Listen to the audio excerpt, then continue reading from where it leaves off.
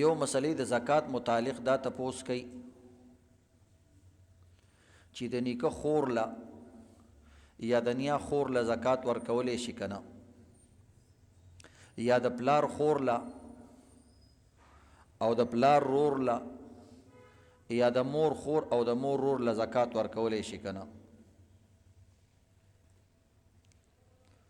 نو د آیات در عزتمندو دوی له زکات ورکول جایز دي، خو په دې شرط سره چې دا غریبانان او صاحب مال نه وي، صاحب نصاب نه وي.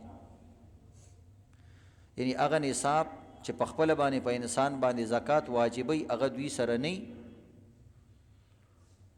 نو پلار له خو زکات نشي ورکولی، مور له زکات نشي ورکولی، نیا له نشي ورکولی، نیکه له نشي ورکولی، خو د دې سره چې کوم متعلقه رشته داران دي دې له زکات ورکولی شي.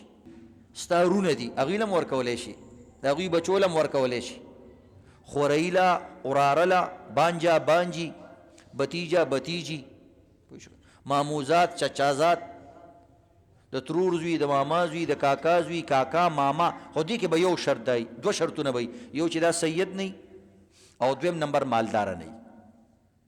بیا دوی له ورکولو کې ډبل ثواب دی، یو ثواب د زکات دی، یو د رشته دارۍ پاللو دی. نو دا درته یو دغه رنګې پلار نیکه له نشي ورکولی، خو د نیکه خور له ورکولی شي. نو دې طریقې سره عزتمندو د نیکه رور له ورکولی شي، د پلار رور له هم ورکولی شي، د مور رور له هم ورکولی شي.